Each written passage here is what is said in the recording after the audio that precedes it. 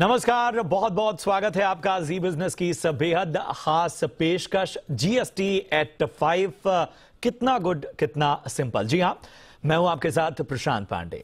GST के 5 साल पूरे हो गए हैं। शुरुआत में तो इस रिफॉर्म ने इंडस्ट्री में तहलका मचा दिया था, हर कोई परेशान था, मगर अब हालात बदलते हुए नजर आ रहे हैं। इंडस्ट्री ने भी इसे अपना लिया है। अब हर ट्रांजैक्शन पक्के बिल पर हो रहा है और सरकार की कमाई बढ़ रही है। जीएसटी पर अपनी इसी खास सीरीज में हमने कल खास तौर पर इन 5 सालों में किस तरह से सेक्टर स्पेसिफिक चीजें बदली हैं उस पर हम बात कर रहे हैं। और आज इस खास पेशकश में बात करेंगे जेम्स एंड ज्वेलरी सेक्टर की। इसके साथ ही चर्चा टेक्सटाइल और रेडीमेड गारमेंट सेक्टर पर भी करेंगे और जानेंगे कि इन दोनों इंडस्ट्रीज का जो जीएसटी का इन 5 सालों का जो अनुभव है वो कैसा है, क्या क्या चैलेंजेस हैं, किन किन चीजों में सुधार की आवश्यकता है, अभी क्या दिक्कतें हैं और क्या क्या बदलाव वो चाहते हैं। तो शुरू करते हैं आज की हमारी खास पेशकश। और इस खास चर्चा में हमारे साथ इस वक्त जुड़ चुके हैं टेक्सटाइल एसोसिएशन ऑफ इंडिया के प्रेसिडेंट आर.के. विज साहब, और इसके साथ ही हमारे साथ जुड़ गए हैं ईवी इंडिया के टैक्स पार्टनर दिव्येश लपसीवाला साहब। आप दोनों का बहुत बहुत स्वागत जी बिजनेस की इस बेहद खास पेशकश में। सबसे पहले आर.के. विज साहब, मैं आपके पास आना चाहूंगा। टेक्सटाइल सबसे ज्यादा रोजगार देने वाला सेक्टर है। जीएसटी को लेकर शुरुआत में दिक्कतें ज्यादा हुई थी, लेकिन अभी आप लोग किस तरह के चैलेंज फेस कर रहे हैं?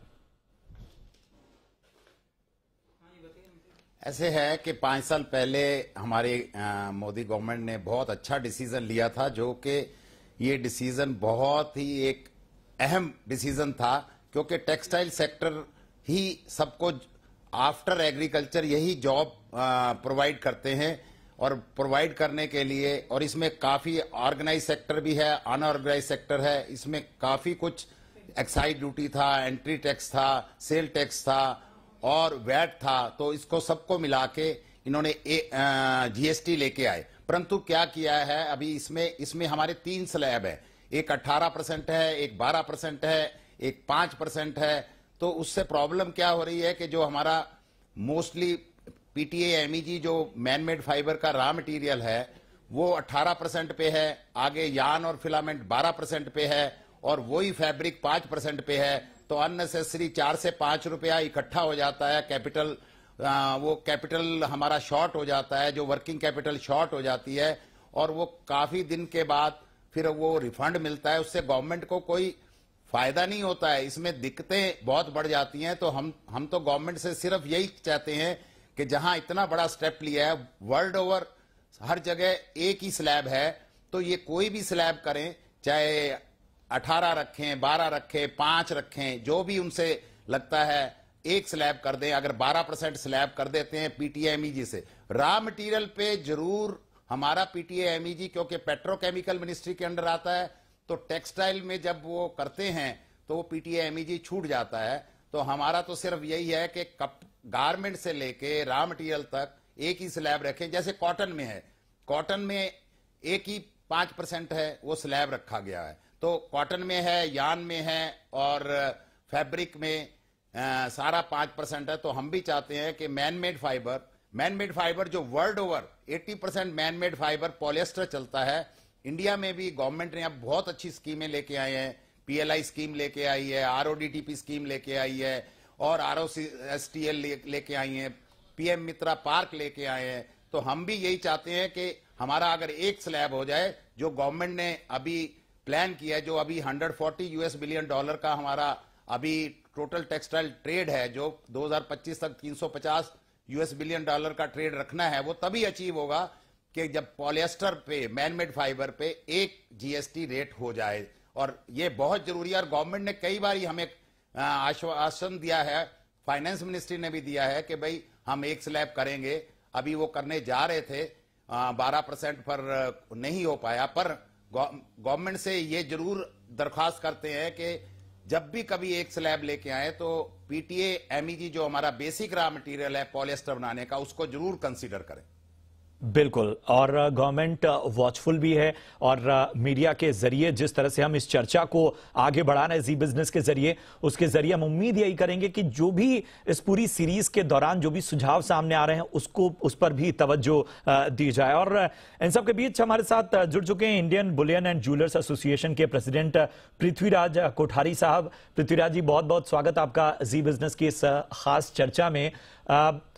एक अगर हम देखें कि जेम्स एंड ज्वेलरी की बात करें तो किस तरह के चैलेंजेस फेस कर रहे हैं आप लोग, या बहुत सी चीजें स्मूथ हुई हैं?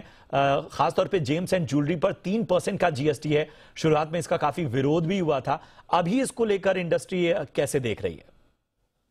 देखिए, जो 3% जीएसटी है उसमें रॉ मटेरियल पे भी वही है। हम लोग इंपोर्ट जो गोल्ड करते हैं, डोरे बार करते हैं या बैंक के थ्रू बुलियन करते हैं, तो जीएसटी 3% है और वही 3% जीएसटी अपना ज्वेलरी के ऊपर ही है। तो इसमें हमारे पास में कोई वैल्यू एडिशन नहीं है। हम बुलियन जो 10-15 सेंट के अंदर बिजनेस करते हैं, हमें कस्टम्स जो ड्यूटी हम पेड करते हैं वो अपना एडमिरल जो ड्यूटी आती है गवर्नमेंट की, जैसे समझो आज गोल्ड $1824 चल रहा है, तो जो गवर्नमेंट की जो 1% एड ऑन होके होती है और प्लस जो डॉलर रुपी होता है, जैसे 79 चल रहा है, तो इनका कस्टम्स का डॉलर रुपी जो टैरिफ रेट होता है वो 79.80 पैसे का होगा। समझो 1.10 पैसा वो लोग ऊपर ऐड करते हैं। तो जो डिफरेंस होता है वो हमारा क्रेडिट होते जाता है। हमने काफी एप्लीकेशंस भी की है, मिनिस्ट्री को समझाया भी है कि हम लोग के क्रेडिट जमा होते जाता है और हमारे गोल्ड के अंदर वैल्यू एडिशन उतना है नहीं है, क्योंकि बुलियन और ज्वेलरी पे सेम रखा हुआ है, कहीं पे वैल्यू एडिशन नहीं रखा है। अगर 2.5% इस पे होता और उस पे 3% होता तो हमें क्रेडिट हमारे मिल जाती थी। अब क्रेडिट पूरे मार्केट का, अगर सिर्फ जवेरी बाजार की मैं बात करूं तो कम से कम 200 से 300 करोड़ रुपया हमारा कैपिटल सब जीएसटी में क्रेडिट में पड़ा हुआ है। तो हम लोग काफी कोशिश भी कर रहे हैं, वो सॉर्ट आउट नहीं हो रहा, क्योंकि गोल्ड के अंदर फ्लक्चुएशन होता है, हमें करंट प्राइस के भाव से बेचना पड़ता है और हम कस्टम ड्यूटी ज्यादा पे करते हैं। इट मीन 3.10 जैसा हम पेड करते हैं और 3 रिसीव करते हैं, तो हर टाइम में हमारा एड ऑन होते जाता है। तो हम लोग काफी कोशिश कर रहे हैं कि वर्किंग कैपिटल हमारी ब्लॉक होते जाती है, हम लोग बिजनेस नहीं करते हैं।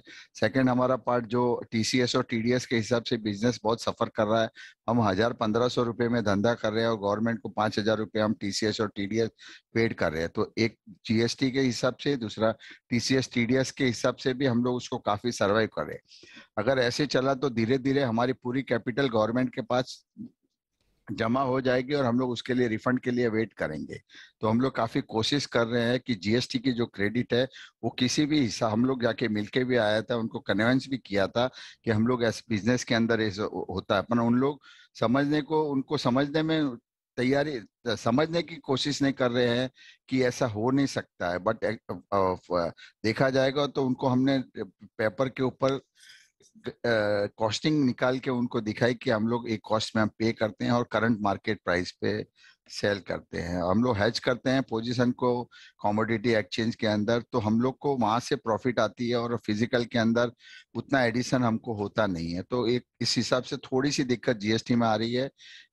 ईवे बिल का जो क्वेश्चन था, ज्वेलरी में पॉसिबल नहीं है। कम एक दिन पहले बताए कि हम ये ज्वेलरी लेके कोयम्बतूर जा रहा हूँ या चेन्नई जा रहा हूँ, तो ईवे बिल इसमें बहुत दिक्कत है, क्योंकि वैल्यूएबल आइटम है और खतरा भी रहता है इसमें। तो ईवे बिल का अभी तक उन्होंने डिसाइड नहीं किया, पर न्यूज में चल रहा था कि ईवे बिल भी इंट्रोड्यूस कर रहे हैं, क्योंकि ऑलमोस्ट 5 साल होने आ गया है, तो अब ईवे बिल इश्यू है। बट ईवे बिल बुलियन तक करे तो ठीक है, बट ज्वेलरी आइटम तक करना बहुत मुश्किल है, क्योंकि छोटे छोटे आइटम लेके जाते हैं, बाय ट्रेन जाते हैं, बाय रोड जाते हैं, तो उसमें स्टेट टू स्टेट बेचने के लिए, तो उसमें बहुत सी दिक्कत आ सकती है एज ऑफ नाउ, क्योंकि वैल्यूएबल आइटम रहती है। अगर 1-2 किलो सोना भी है तो 1 करोड़ रुपए का होता है। तो उसमें गवर्नमेंट को थोड़ा ध्यान देना चाहिए। और जैसा मैंने आपको कहा कि जीएसटी आने के बाद में बिजनेस जो है हर एक का, हर स्टेट वाइज का प्रॉफिट वाइज कम हो गया है, बट टर्नओवर वाइज काफी 3-4 फोल्ड बढ़ गया है। तो ये जीएसटी का यही है। पहले वेट के टाइम पे हर स्टेट के अलग अलग सिस्टम थे और जीएसटी इंट्रोड्यूस होने के बाद में हर एक के बिजनेस काफी बढ़ गए। ठीक है, ठीक है। बहुत अहम बात आपने कही कि आखिर किन चीजों में सुधार की आवश्यकता है और क्या चीजें स्मूथ हुई हैं। दिवेश जी, आप इस सेक्टर के लोगों से डील करते होंगे और जब सुधार होते हैं या किसी भी कानून में वक्त वक्त पे बदलाव होते हैं तो काम बढ़ जाता है आप लोग का। आपका अनुभव क्या कहता है? इस बात में अहम बात हम दोनों स्पीकर्स के बारे में बात करें तो एक सेक्टर टेक्सटाइल ये शेयर कर रहा है कि हमें अलग अलग रेट स्लैब में रखा है, हमें एक रेट में ला दीजिए। जेम एंड ज्वेलरी की ये फीलिंग है कि हमें एक ही रेट में रखा है, हमें अलग अलग सेक्टर रेट्स में डाल दीजिए तो हम क्रेडिट यूटिलाइज कर पाएंगे। तो हर एक एस्पेक्ट इसका काफी इंटरेस्टिंग रहा है लास्ट 5 सालों में। एंड आपको ये गवर्नमेंट को क्रेडिट देनी पड़ेगी that the government has been very flexible. वो सुन रहे हैं, वो लॉ को इवॉल्व कर रहे हैं एंड इन जनरल सारी चीजें सही दिशा में जा रही हैं। यस, इतनी बड़ी मशीनरी को मूव करना, सारे स्टेक होल्डर्स को साथ में लेके चलना is a very complex process. But on an overall basis अगर हम पुराने रेगुलेशन में जाएं, जो पुराना सेंट्रल रेगुलेशन था या स्टेट रेगुलेशन था, उसमें जिस स्पीड से काम हो रहा था और जीएसटी में जिस स्पीड से काम हो रहा है to align to industry requirements, तो जीएसटी में एक अलग पॉजिटिव बात चल रही है और उसी से people are more encourage to go and talk to the government and get their resolution done. अब जो ये 2-3 बातें हुई हैं उसमें just to give some inputs, तो पहली बात कि जो रेट की बात चल रही है, अब गवर्नमेंट ने जीएसटी काउंसिल के तहत एक रेट रैशनलाइजेशन कमेटी बनाई है जो पिछले करीब 6-8 महीने से काम कर रही है। अब इस कमेटी का कर्तव्य यही है कि पूरी तरह से इंडस्ट्री के साथ वो डिस्कशन करके समझ लें कि क्या चैलेंजेस फेस हो रही हैं और जो एक नया रेट स्ट्रक्चर बनाने की कोशिश हो रही है या आगे आने वाले सालों में जो नया रेट स्ट्रक्चर होना चाहिए, क्योंकि अब स्टेट्स को कॉम्पनसेशन देना नहीं है। अभी तक वही बात है कि कॉम्पनसेशन जो 30 जून 2022 को एक्सपायर हो जाएगा वो एक्सटेंड नहीं होगा। वो आज और कल की जीएसटी काउंसिल मीटिंग के बाद भी समझ में आ जाएगा कि किस तरह से स्टेट्स को सपोर्ट किया जाएगा आगे चलकर। बट उसकी वजह से government wants to rationalise rates. एक अच्छा सा स्टडी कंडक्ट किया गया है जिससे ये भी समझ में आ रहा है कि शायद हम रेट्स कम कर पाएं, तो किस तरह से रेट फिटमेंट करनी है उसकी एक रेट रैशनलाइजेशन कमेटी। दूसरी, दैट हमारे रेगुलेशन में जो जेम एंड ज्वेलरी की पर्टिकुलर इशू है, वैसे इश्यूज कई सेक्टर्स में है। आप इंफ्रास्ट्रक्चर में देख लीजिए, वही बात है कि हमारी क्रेडिट हमारे लायबिलिटी से ज्यादा है और उसकी वजह से हमारी कैपिटल ब्लॉक हो रही है। अब इसका एक यूनिक एस्पेक्ट इंडिया में यह है, जो आप भारत का लॉ कहीं और ग्लोबली कंपेयर कर लें तो जैसे यूरोप से कंपेयर कर लें, अब यूरोप में द रेगुलेशन सेज दैट अगर आपकी क्रेडिट आपकी लायबिलिटी से ज्यादा है तो साल के अंत में आप रिफंड ले सकते। अब भारत में आप रिफंड कब ले सकते हो? जब आपकी एक्सपोर्ट है या आपने कोई गलत टैक्स भर दिया है या आपकी इन्वर्टेड ड्यूटी है, मतलब रॉ मटेरियल का रेट ज्यादा है और आउटपुट का रेट कम है, उन्हीं सिचुएशन में आप रिफंड ले सकते हैं। तो अगर हमारी ये लॉ आगे इवॉल्व हो जाए जहां पर आने वाले सालों में एंड ऑफ द ईयर में अगर आपकी एक्यूमुलेशन है उसकी रिफंड मिल जाए और पूरी इंडस्ट्री जो भी इम्पैक्टेड है वो गवर्नमेंट से ये चर्चा जारी रखे, तो आई एम वेरी कॉन्फिडेंट कि आने वाले समय में इस इवोल्यूशन की तरफ भी हम बढ़ेंगे। तो net I would say that last 5 साल में बहुत ही बढ़िया काम हुआ है, बहुत ही ओपन माइंडेडनेस से काम हुआ है। इतने सारे डिफरेंट पॉलिटिकल व्यूज के बावजूद जीएसटी काउंसिल ने एक अमेजिंग कंसेंसस से काम कर रही है और करती जा रही है। तो आई एम वेरी कॉन्फिडेंट कि ये सेम पॉजिटिविटी कंटिन्यू रहेगी एंड इंडस्ट्री के जो इश्यूज हैं वो आयन आउट हो जाएंगे। बिल्कुल बिल्कुल, अहम बात यही है कि इस चर्चा के पहले हिस्से में ये बात साफ तौर पर समझ में आ रही है कि ये जो पूरी व्यवस्था है जीएसटी की वो उसका स्वागत हो रहा है, उसकी जो चैलेंजेस हैं उसके बारे में बात हो रही है और ऐसा माना जा रहा है ये एक ऑप्टिमिस्टिक तरीके से, क्योंकि इन 5 सालों में जिस तरह से इवॉल्व हुई है जीएसटी काउंसिल ने जिस तरह का काम किया है उसमें सारे एक्सपर्ट्स यही कह रहे हैं, हर सेक्टर यही कह रहा है कि काम शानदार हुआ है, सुझावों पर बार बार बात होती है और इसी तरह से कोई भी कानून कोई भी नियम जो है वो आगे बढ़ता है, प्रोग्रेसिव होता है। फिलहाल यहां रुकेंगे एक छोटे से ब्रेक के लिए, ब्रेक के उस पार भी इस पर चर्चा जारी रखेंगे, आपको बताएंगे कि आखिर अगले 5 सालों का क्या लक्ष्य होना चाहिए अगर हम सेक्टर स्पेसिफिक होकर देखें। आप बने रहिए जी बिजनेस के साथ।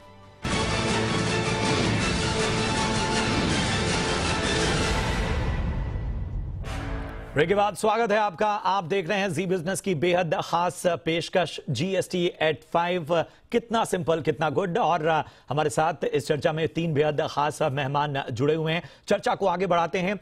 आरके विज साहब, किसी भी सेक्टर की हम बात करें तो उसको लक्ष्य बड़ा रखना चाहिए, और जैसा हमने कहा कि इस पूरी चर्चा में एक ऑप्टिमिस्टिक अप्रोच सभी का नजर आ रहा है। सभी जीएसटी के सुधारों का स्वागत कर रहे हैं और जो भी खामियां हैं उसके बारे में बात कर रहे हैं। अगले 5 सालों के अगर लक्ष्य को देखें, क्या मानते हैं कि क्या चीजें हैं जिन पर बहुत ही फोकस्ड होकर काम करना होगा?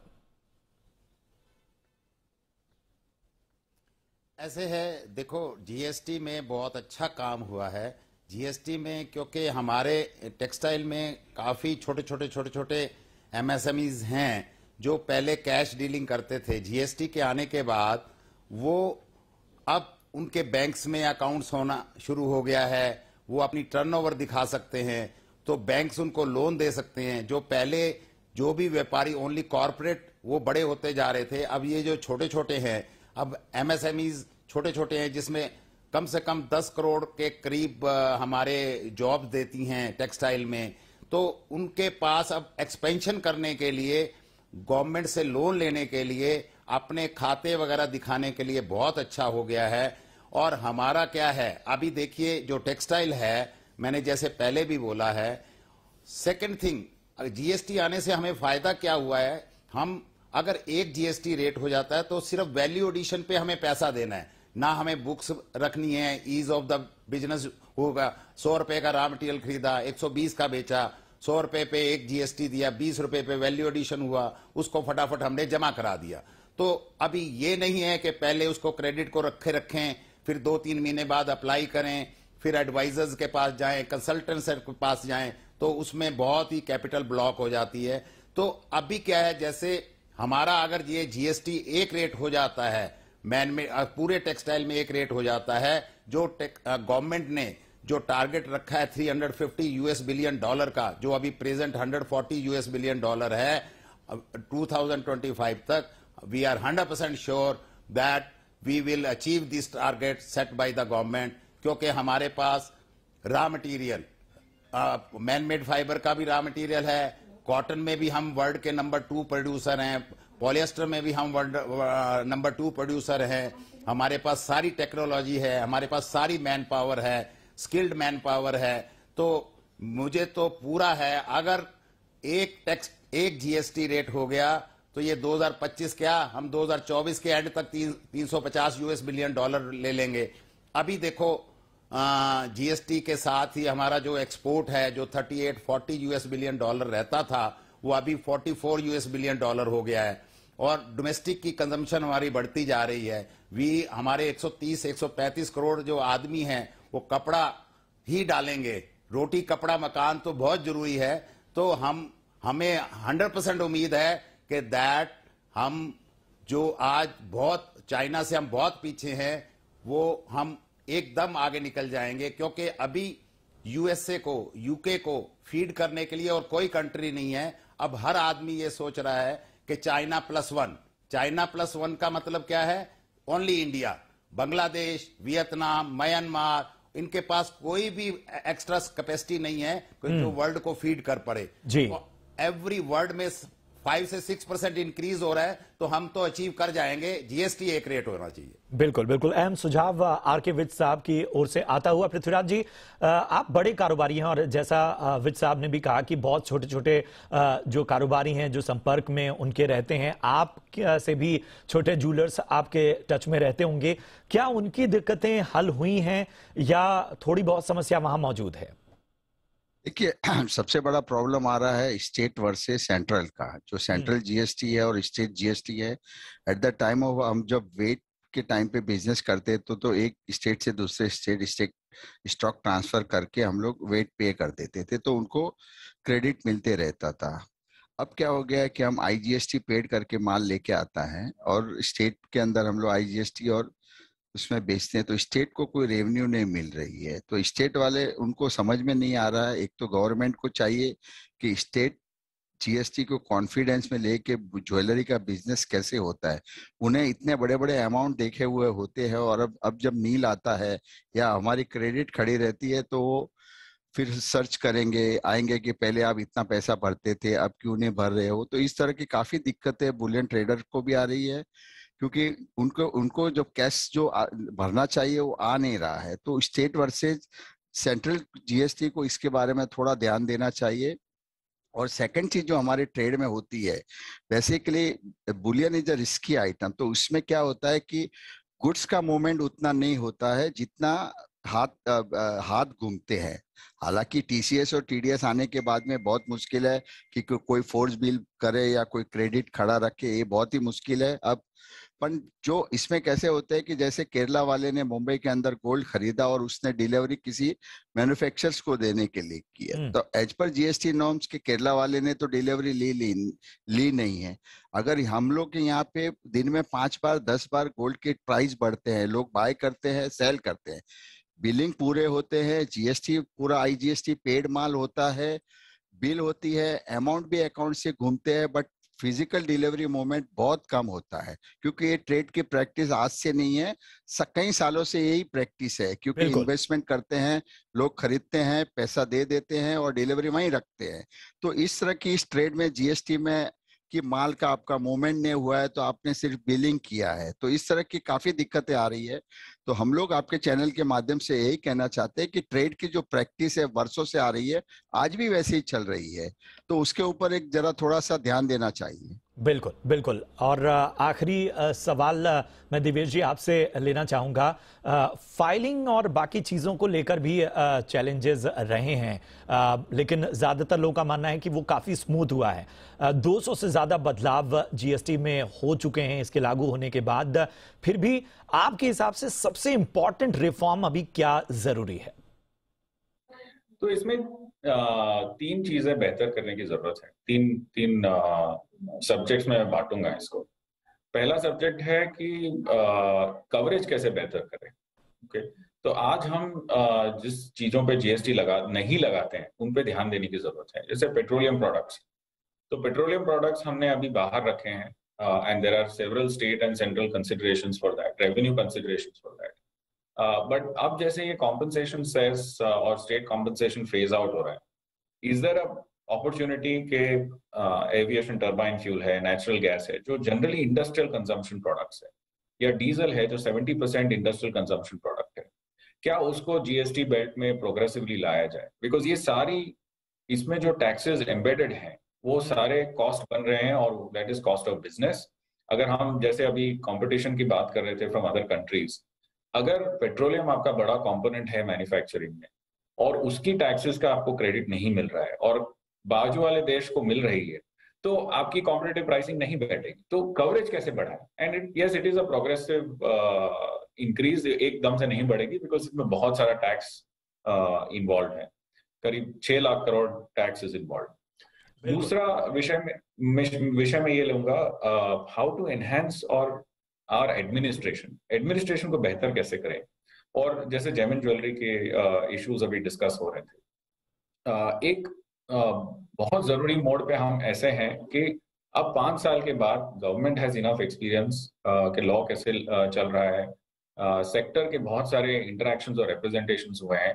अब समय आ गया है कि गवर्नमेंट एक सेक्टर वाइज क्लैरिफिकेशन इशू करे कि इस सेक्टर में इस तरह के ट्रांजैक्शंस होते हैं। दिवेश जी, समय समाप्त हो रहा है, और वाकई जो बातें हुई हैं, उम्मीद हम यही करते हैं कि चूंकि एक वॉचफुल सिचुएशन में हमेशा गवर्नमेंट रही है जीएसटी को लेकर, और सभी सुझाव का, जैसे आपने कहा कि वक्त वक्त पर चर्चाएं होती रही हैं, आगे भी होती रहेंगी, और कोई भी कानून जो है, कोई भी नियम जो है, वो इवॉल्व होता है वक्त के साथ। 5 साल में एक बेहतर तरीके से आगे बढ़ा है, यही प्रोग्रेसिव नजरिया आगे भी बढ़ा रहे, यही उम्मीद सबकी है। आने वाले वक्त में और तस्वीर साफ होगी। बहुत बहुत शुक्रिया करेंगे आर.के. विज साहब, इसके साथ ही पृथ्वीराज कोठारी साहब, शो में जुड़ने के लिए बहुत बहुत धन्यवाद आपका, और दिवेश लपसीवाला साहब, आपका भी बहुत बहुत धन्यवाद इस शो में चर्चा में शामिल होने का।